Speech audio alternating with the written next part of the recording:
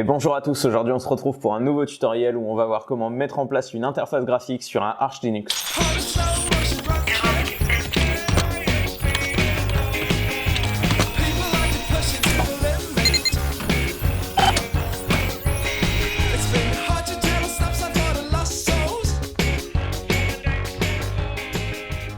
Pour le tutoriel d'aujourd'hui, on retrouve donc notre Arch Linux qu'on avait installé la dernière fois. Si vous n'avez pas vu la première vidéo, je vous la remets en description de celle-ci.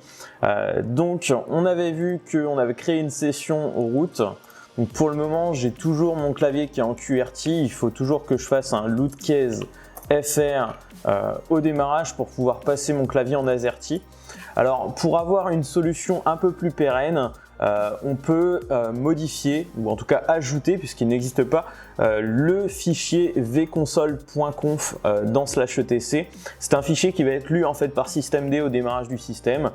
Donc du coup il suffit de faire un echo kmap égale fr et on redirige vers /etc vconsole.conf. Si à présent je fais un reboot, on va voir qu'en fait dès le démarrage j'aurai un clavier AZERTY. Donc je relance mon Arch Linux. Ici, voilà, je suis bien en AZERTY. On en est au même point que la dernière fois. Je n'ai pas encore de client DHCP sur la machine. Si je fais un IPA, on voit que mon interface Ethernet est en step down. Donc on peut l'activer avec un IP link 7 emp0s3 up. On fixe une adresse IP avec IP addr add. Chez moi, je suis en 66. Je vais me mettre en 66.228/24. sur mon interface, donc emp0s3. Et je vais fixer ma gateway avec un IP route add toutes les routes avec un masque en 0 via donc ma passerelle 66.1. On avait modifié le fichier /etc resolve.conf, donc j'ai bien une résolution des DNS. Si je fais un ping de www.google.fr, j'ai bien Internet fonctionnel. Donc à partir de là, je peux mettre à jour mes dépôts avec un pacman su pour mettre à jour les dépôts et mettre à jour les logiciels installés sur ma machine Arch. Ici par exemple, depuis le dernier tutoriel, on a 3 mégaoctets qui ont été modifiés dans nos logiciels, donc on peut les mettre à jour tout de suite. Et donc à partir de là, il ne nous reste plus qu'à installer notre interface graphique. Pour cela, il faut bien comprendre comment s'articulent les différents composants qui vont permettre d'avoir une interface graphique. Tout d'abord, on a le serveur X. C'est en fait un protocole de communication qui va nous permettre de communiquer entre les applications graphiques et notre interface graphique. Ce serveur X, j'en connais deux principaux qui sont x.org et Wayland. Wayland est en théorie le successeur de x.org, à savoir qu'il n'est pas supporté par tous les gestionnaires d'affichage. Mais dans notre cas, on va l'utiliser avec donc un gestionnaire d'affichage qui sera chez nous SDDM. Ce gestionnaire d'affichage, il va faire en sorte qu'à la fin du processus de boot de notre Linux, on va démarrer notre environnement de bureau. Ici, pour notre exemple, on va utiliser un environnement de bureau sous KDE Plasma et donc le gestionnaire d'affichage qui est normalement par défaut avec KDE Plasma, c'est SDDM. Le gestionnaire d'affichage, il fonctionne en synergie en fait avec l'environnement de bureau. Il en existe plusieurs. Pour citer les principaux, on a GDM qui fonctionne normalement avec GNOME, LXDM qui fonctionne avec LXDE et dans notre cas SDDM qui fonctionne avec KDE. Vous pouvez évidemment, vu qu'on est sous Linux, faire travailler n'importe quel gestionnaire d'affichage avec n'importe quel environnement de bureau. Suffit d'avoir un petit peu de connaissances et beaucoup de temps. Et donc l'environnement de bureau, donc dans notre cas on utilisera KDE Plasma, c'est lui en fait qui va gérer toutes les barres de menu, les titres, les icônes, l'arrière-plan du bureau, etc. C'est vraiment lui qui va faire la globalité. Généralement cet environnement de bureau il est livré avec des applications, on le verra juste après quand on va essayer de l'installer, puisque en fait si vous installez juste l'environnement de bureau, vous aurez les utilitaires, genre l'équivalent du panneau de contrôle, vous aurez peut-être un explorateur de fichiers, mais par exemple on n'aura pas de terminal graphique. Alors c'est un peu dommage parce que on démarre une interface graphique et derrière on est obligé d'ouvrir un nouveau TTY pour taper des commandes. Bref, c'est un peu dérangeant, donc généralement on essaye d'installer des applications en même temps que notre interface graphique. Dans un premier temps, on va déjà installer notre serveur X. Pour cela, on va faire un pacman-s. Et ici, vu qu'on installe Wayland, eh bien on va tout simplement taper Wayland. Voilà, ensuite donc on accepte. Wayland est installé, c'est vraiment tout petit comme serveur. Et donc à partir de là, on peut installer notre environnement graphique et notre gestionnaire de fenêtres. Enfin, notre gestionnaire d'affichage. Pour cela, pacman-s, et du coup, on va installer dans un premier temps notre gestionnaire d'affichage et ensuite les applications qui sont avec lui.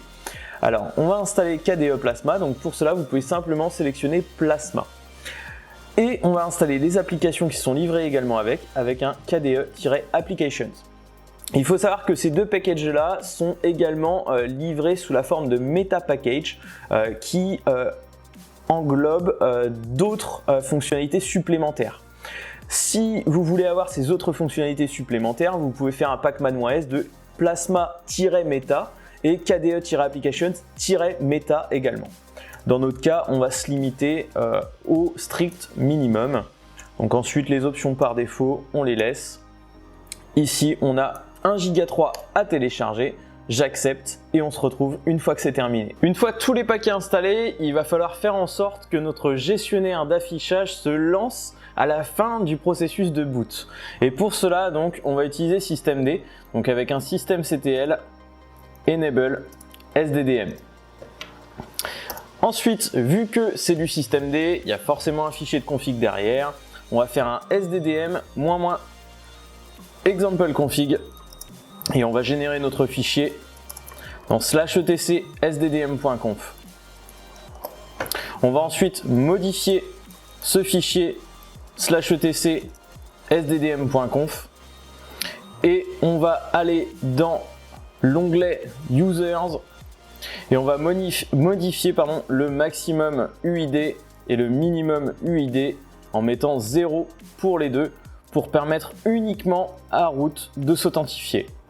Ensuite, je fais un reboot et à partir de là, suspense, mon interface graphique va correctement démarrer à la fin du processus de boot grâce donc au gestionnaire d'affichage SDDM qui va lancer mon environnement de bureau KDE Plasma. Ici donc, j'ai bien mon environnement de bureau, je peux m'identifier en tant que root. Donc toujours en clavier QWERTY puisqu'ici on a un layout US, on pourra le modifier ensuite dans les paramètres. Et à partir de là, j'ai bien donc un environnement graphique sur ma machine Arch Linux. Bref, j'ai vraiment une interface graphique complète. Si je vais voir dans le menu de démarrage, j'ai un gestionnaire de fichiers en mode graphique, j'ai un éditeur de texte, j'ai également un terminal en mode graphique avec console que je peux utiliser pour installer les additions invitées puisqu'ici je suis sur VirtualBox. Donc je peux faire un pacman-s de virtualbox-guest-utils. Ici, j'accepte donc de télécharger 1,13 MB. Si vous êtes sur VirtualBox, attention ici dans l'onglet affichage de bien être sur VBox VGA. Je vais vous mettre une petite capture d'écran juste ici qui va vous montrer comment ça doit être. Et à présent, si je fais un reboot, je vais mettre mon écran en mode plein écran. Je vais attendre le démarrage complet de mon environnement graphique. Et vous allez voir que la machine va toute seule se mettre en plein écran. Les additions invitées sont bien installées et bien prises en compte. Voilà, ici c'est bien le cas. J'attends quelques secondes et je peux m'identifier. Je suis bien en plein écran sur mon environnement graphique grâce aux additions invitées de VirtualBox. Bref, c'est tout pour aujourd'hui. C'était une simple vidéo pour vous montrer comment mettre en place un environnement graphique, pour vous montrer quels sont les composants principaux de cet environnement graphique. J'espère que cette vidéo vous aura plu. Si c'est le cas, n'hésitez pas à vous abonner, à mettre un petit pouce bleu sur cette vidéo. J'ai également un blog, lestutodeprocessus.fr, l'adresse est dans la description de cette vidéo. Moi je vous dis à très vite pour de nouvelles vidéos et d'ici là, portez-vous bien.